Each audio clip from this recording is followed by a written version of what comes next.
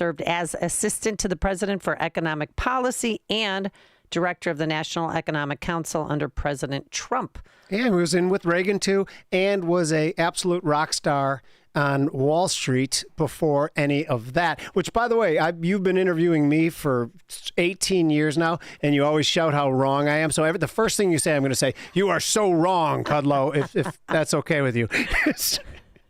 Well, I just want to thank you for wasting my time for all these CNBC clips. How about that? Good. Oh, good. You're on the same path as me, because I said the same thing. I said, I don't know how I feel about that, but what Andrew Ross Sorkin, who, again, I like Jim Cramer. What's that? You go. Yeah. Next thing is I figure you'd be running MSNBC. You are coming from Chicago, right? Which is the other socialist city in America, run by a socialist mayor. Right, but we're the only real true conservative station in town, that's for sure. But are we? So you see this election and you see the outcome of it. I thought we were winning with our message, and I hate the fact that I even refer to us as we, because it shouldn't. We're just kind of centrist, logical thinkers. I thought we were winning, and then all of a sudden this happens. Is this a huge setback for our movement? How does this happen with this election in New York? It's nothing to do with MAGA movement or Trump movement. I mean, New York is a very left-wing place for the left-wing. We have a socialist city council, and in Albany, which determines taxes and other things, you have very far left legislature, both the assembly and the state senate. But I would suggest that Mayor Eric Adams, will beat Zorro, as I call him. I think that if Adams runs an energetic campaign, and it looks like he's going to declare his nomination as an independent today, and he's going to run against, free food and state-run grocery stores and higher taxes and defunding the police. Most of that stuff, by the way, can't be done by the city. It's all state legislative stuff, which this guy didn't do when he was running. So Adams calls him a snake oil salesman, and that's probably going to be one of the big themes. And I think I know Eric Adams. He's going to come on the show, I think, today or tomorrow. He'll beat Zorro. That's what he'll beat him. Okay, good. Let's pivot to Trump.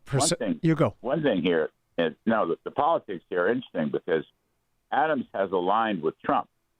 Yeah. Adams has opened up the sanctuary city to ICE and has cooperated. I had Tom Homan on the show last night and asked him, directly, specifically, and he said, Adams has been very cooperative. And the, New York City cops, the NYPD, is working with ICE and will continue to work with ICE. Zorro doesn't want any ICE to come in, but he can't stop them because federal law overtakes local law. Yeah. So we'll see how this story plays out. In some ways, is there any kind of part of you that wants him to be the mayor just so we can see a lab of how these socialism policies actually work? Well, I know it's your city. I think what you're saying is you can read this as the Democratic Party continues to move to the far left. You can read it that way. I don't know that that's exactly right, but the AOCs of the world endorse Zorro, and it's a big win for her. And the question is, and people like Chuck Schumer, longtime senator, and he was majority leader for a while. Now he's minority leader. He's up for re-election, and he's actually out there praising Zorro, which is incredible because Schumer is Jewish. And Zorro is a total anti-Semite. I mean, total anti-Semite. Oh yeah, we have audio clips of him being anti-Semitic.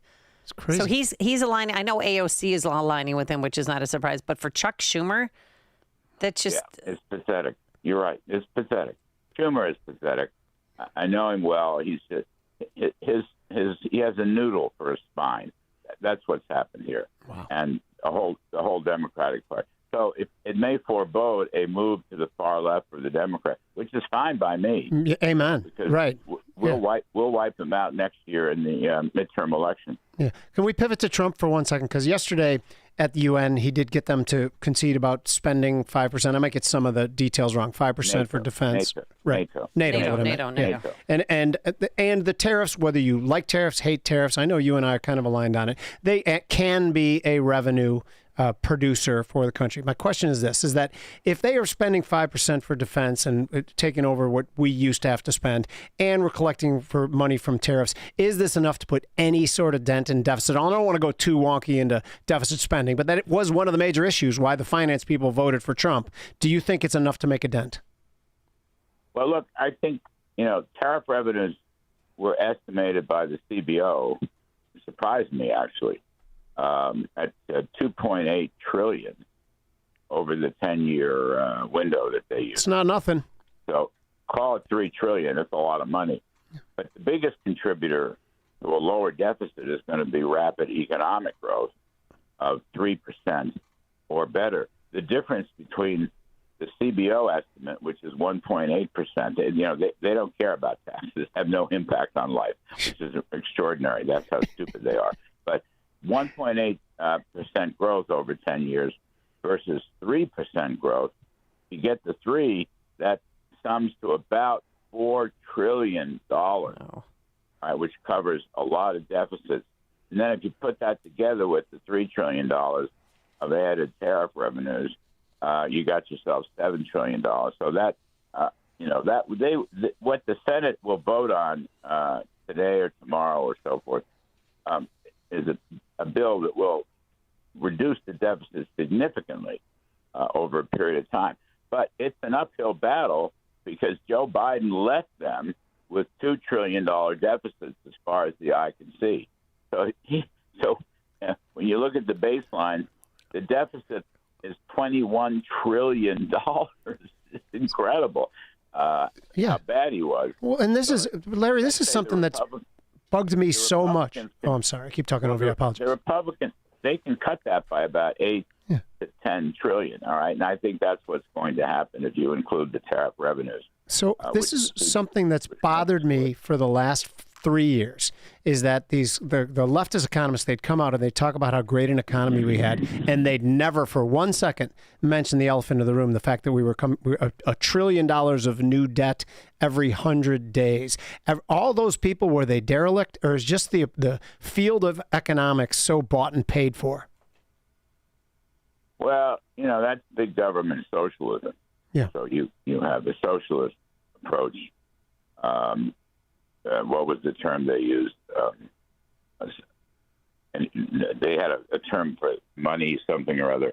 But the fact is, look, I don't fret about the deficit. Look, the growth is everything. Amen. The deficits will melt away if the economy is growing. That's the important thing. Growth is everything.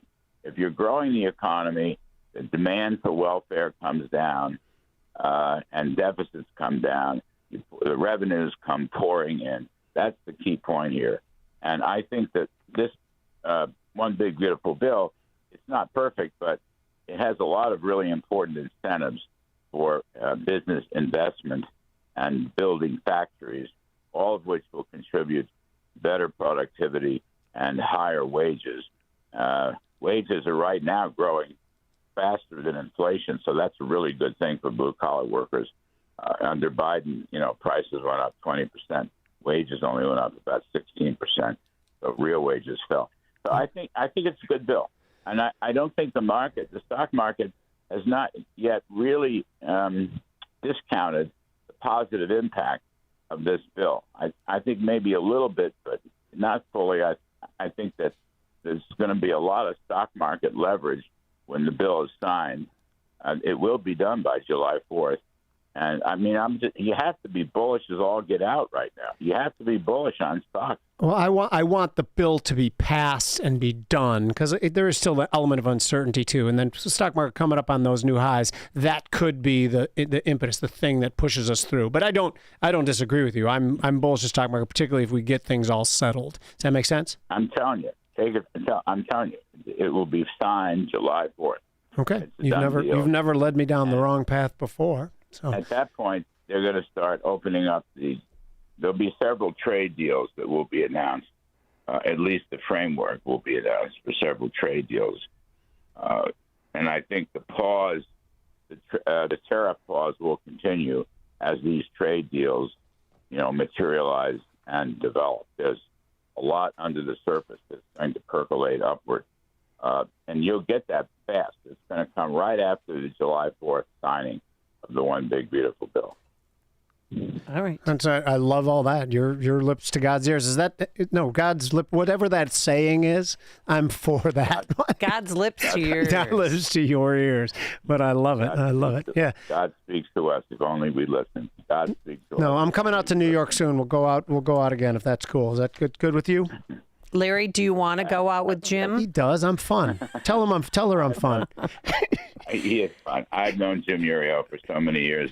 He's really terrific. His batting average is about 240. That's just not true. Really he's so wrong. How about do I get any credit for the medals call from a couple of years ago? And at first you fought me on gold, and now it turns out that I was okay on that. Now right? I know why we're having him on. Mr. Right. Kudlow, would you care to respond? No. Just say he was right. That's all I ever want. I just want an attaboy. No, I love doing your show, Larry.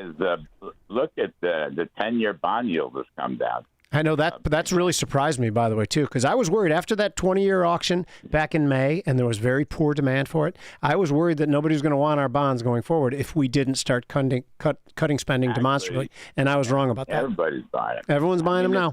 Yeah. The 20 year is a lousy issue. I don't know why they reopen that every time. I agree, but that was the one that went bad. That's why it was on my radar.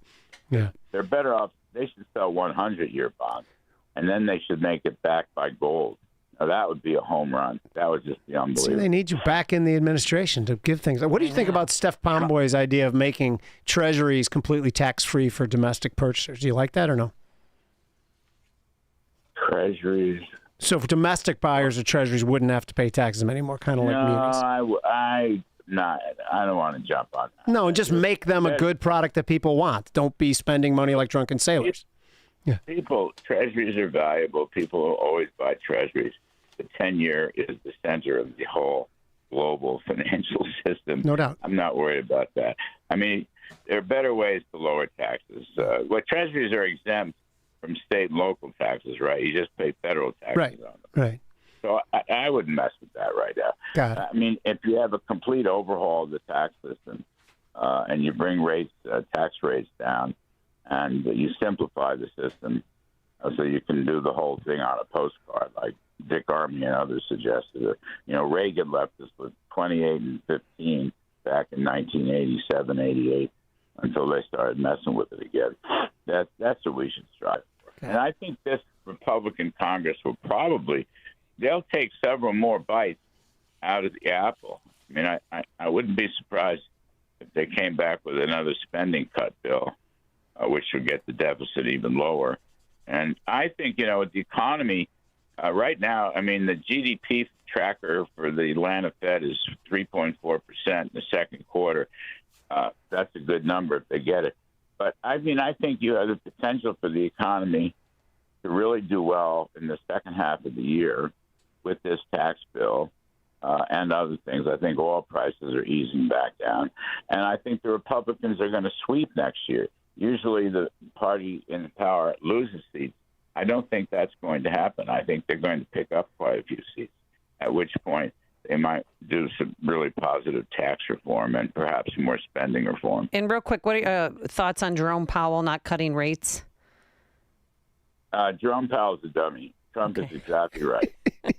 And Trump will be announcing his choice for a new Fed chair. Who's it going to be? Who's Waller? Give us the exclusive. Come on.